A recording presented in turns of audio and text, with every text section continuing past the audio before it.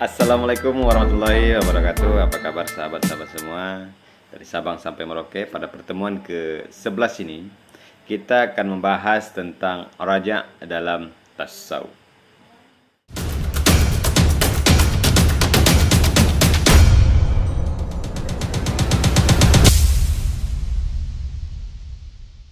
Sahabat-sahabat semua dari Sabang sampai Merauke, secara bahasa raja artinya mengharapkan.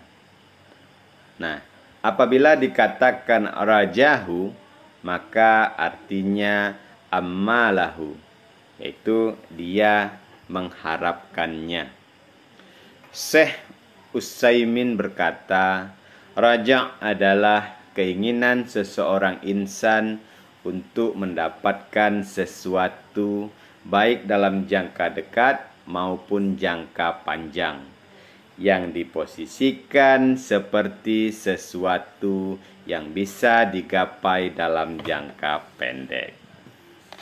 Secara istilah, yang dimaksud dengan raja adalah menginginkan kebaikan yang ada di sisi Allah Azza wa Jalla, berupa keutamaan, ihsan, dan kebaikan dunia akhirat. Dalam raja haruslah diiringi dengan usaha menempuh sebab-sebab untuk mencapai tujuan. Adapun para ulama tasawuf mengemukakan makna raja, diantaranya yaitu adalah Hasan Al-Bisri. Ia mengatakan raja adalah sikap mental optimisme dalam memperoleh karunia dan nikmat ilahi yang disediakan bagi hamba-hambanya yang soleh. Kemudian Imam Qushairi, ia mengatakan bahwa raja adalah keterpautan hati kepada sesuatu yang diinginkannya terjadi di masa yang akan datang. Sedangkan Abu Abdullah bin Khafif, ia mengatakan raja adalah senangnya hati karena melihat kemurahan yang tercinta kepadanya. Harapan dipautkan dan menganggap adanya fadal sebagai tanda harapan yang pasti. Kemudian Ibnu Al-Qayyim mengatakan raja adalah cinta kepada apa yang diharapkannya, takut harapannya hilang, dan berusaha untuk mencapai apa yang diharapkannya. Selanjutnya, Ahmad bin Asim Al-Attaqi,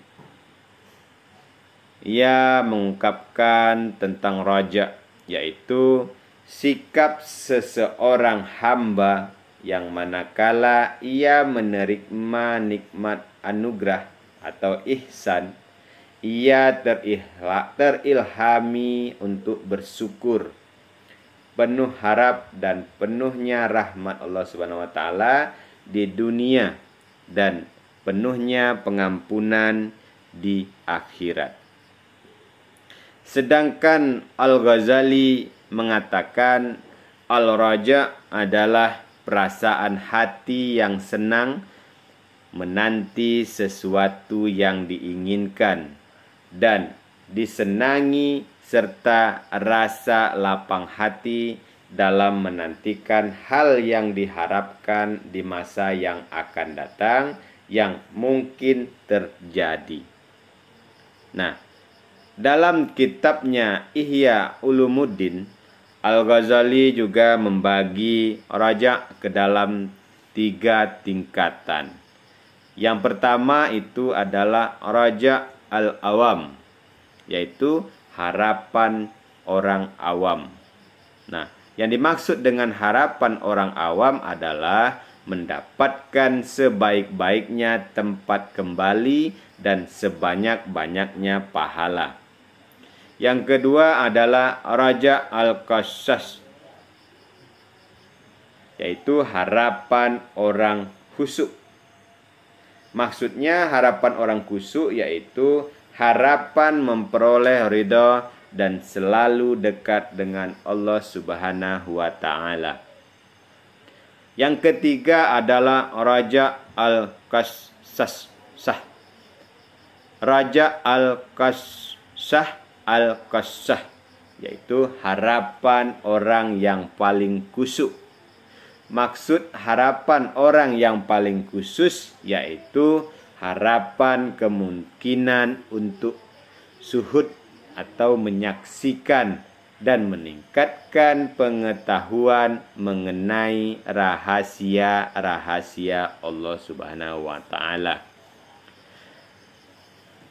Dasar Al-Quran tentang raja yaitu pada surat Al-Isra ayat 57 yang artinya orang-orang yang mereka seru itu mereka sendiri mencari jalan kepada Rabb mereka.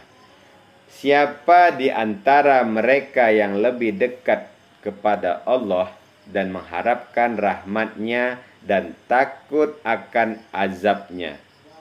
Al-Isra ayat 57. Kemudian pada surah Al-Kahfi ayat 110 yang artinya barang siapa mengharap perjumpaan dengan Rabb-Nya, maka hendaklah ia mengerjakan amal yang soleh dan janganlah ia mempersekutukan seorang pun dalam beribadah kepada Rabb-Nya. Surah Al-Kahfi ayat 110. Sementara itu dalam surah Al-Baqarah ayat 218 yang artinya mereka itu mengharapkan rahmat Allah dan Allah Maha Pengampun lagi Maha Penyayang. Surah Al-Baqarah ayat 218. Nah, sahabat-sahabat semua, hakikat raja ya, tentu kita dalam raja itu tentu memiliki hakikat. Begitu juga dengan raja. Nah, hakikat raja itu adalah raja artinya bergantungnya hati dalam meraih sesuatu di kemudian hari. Raja merupakan ibadah yang mencakup kerendahan dan ketundukan. Tidak boleh ada kecuali kepada Allah Azza wa Jalla. Memalingkan diri selain kepada Allah Subhanahu wa Ta'ala adalah bentuk dari kesyirikan. Bias berupa syirik besar ataupun syirik kecil tergantung apa yang ada dalam hati orang yang telah mengharap. Raja tidaklah menjadikan pelakunya terpuji, terkecuali bila disertai dengan amalan. Ibnu Al-Qayyim dalam kitabnya Madarijus Salikin, ia mengatakan bahwa raja tidak akan sah kecuali jika diikuti, dibarengi dengan amalan-amalan. Oleh karena itu, tidaklah seseorang itu dianggap mengharap jika tidak beramal.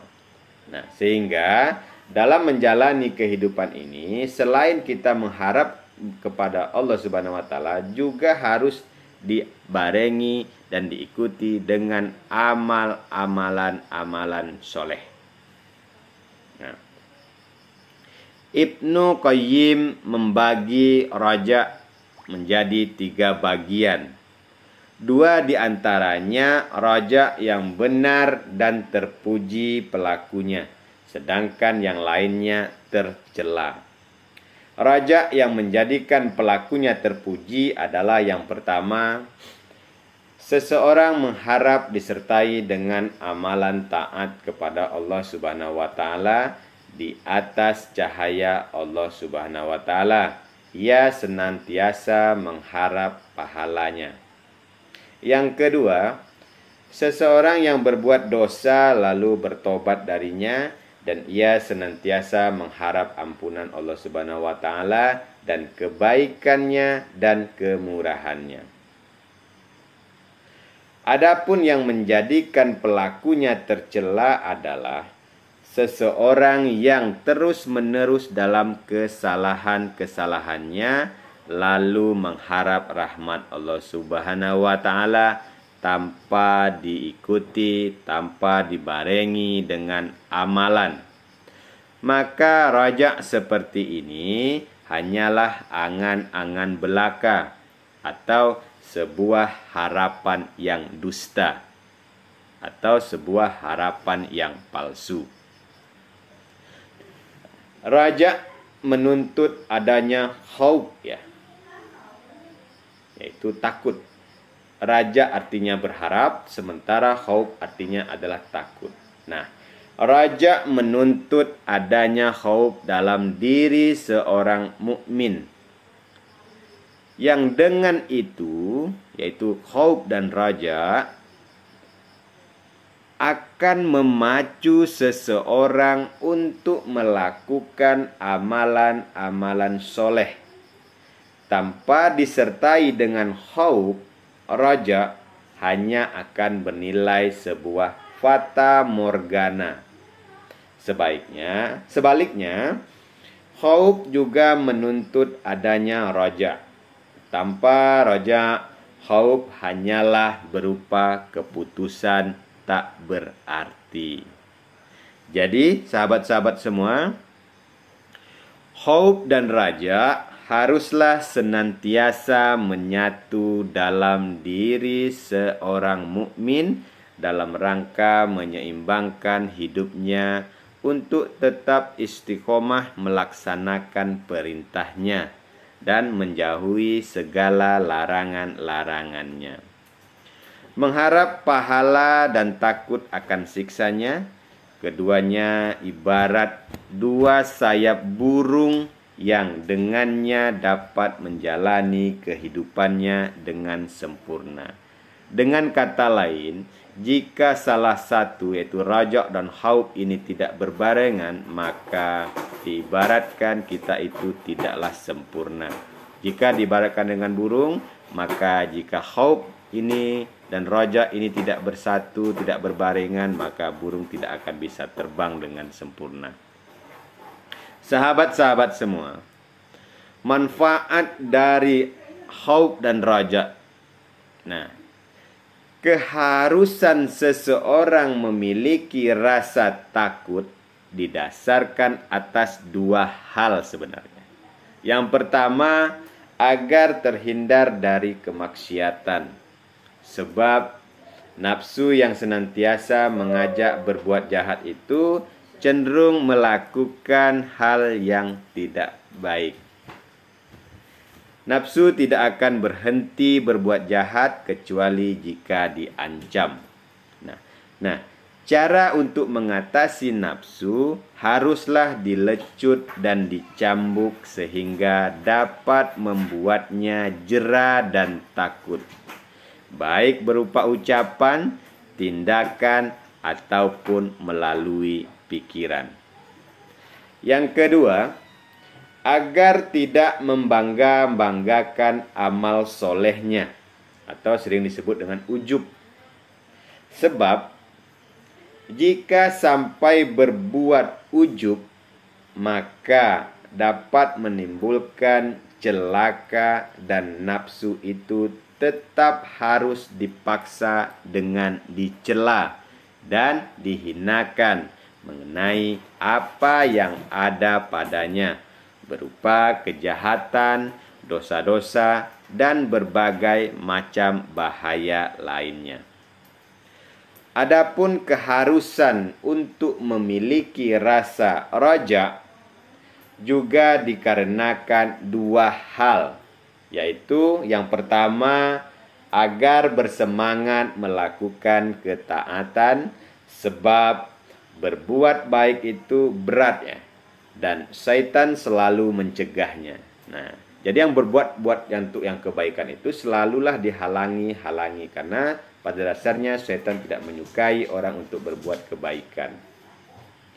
Hawa nafsu selalu mengajak pada perbuatan yang tidak baik. Kebanyakan orang memenuhi hawa nafsunya, sedangkan pahala itu tidak kelihatan.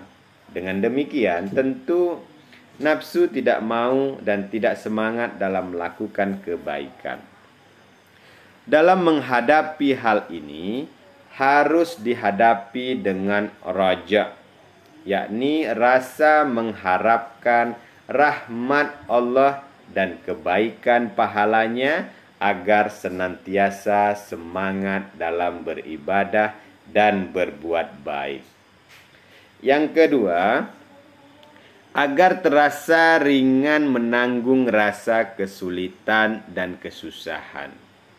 Karena jika seseorang telah mengetahui sesuatu yang telah menjadi tujuan, tentu seseorang tersebut akan rela berbuat apapun dan mengeluarkan apapun demi tercapainya tujuan tersebut. Sahabat-sahabat semua, dalam pandangan Al-Muhasibi, khauf atau rasa takut dan raja itu adalah pengharapan, menempati posisi penting dalam perjalanan seseorang untuk membersihkan jiwa. Ia memasukkan kedua sifat itu dengan etika-etika keagamaan lainnya, yakni ketika disifati dengan khauf dan raja, seseorang secara bersamaan disifati pula oleh sifat-sifat lainnya. Pangkal wara' menurutnya adalah ketakwaan. Pangkal ketakwaan adalah introspeksi diri atau musabat al-naf. Pangkal introspeksi diri adalah khauf dan raja. Pangkal khauf dan raja adalah pengetahuan tentang janji dan ancaman Allah. Pangkal pengetahuan tentang keduanya adalah perenungan. Nah, jadi sahabat-sahabat semua, semuanya itu sangat berkaitan ya. Baik itu wara, ketakwaan, introspeksi, khauf dan raja, kemudian perenungan, itu sangat berkaitan sekali dalam pensucian jiwa. Oleh karena itu, sahabat-sahabat semua, untuk mensucikan jiwa, dikatakan oleh Al-Muhasibi, pangkal wara' menurutnya adalah ketakwaan. Pangkal ketakwaan adalah introspeksi diri. Sedangkan pangkal introspeksi diri adalah khauf dan raja. Nah, pangkal dari khauf dan raja adalah pengetahuan tentang janji dan ancaman oleh Allah. Sedangkan pangkal pengetahuan tentang keduanya adalah perenungan. Oleh karena itu, kita haruslah merenungi segala sesuatu tindakan agar kita bisa bersih jiwa kita. Oke, sahabat-sahabat semua, saya rasa pertemuan kita cukup sampai sini dulu pada pembahasan tentang raja. Mudah-mudahan pertemuan ini memberikan manfaat untuk kita semua dan bisa menambah pemahaman kita tentang raja dalam introspeksi diri, dalam pemurnian jiwa dan mensucikan jiwa. Saya Idris Indrawan Anak Parit. Mohon maaf jika ada kesalahan dan saya akhiri. Assalamualaikum warahmatullahi wabarakatuh.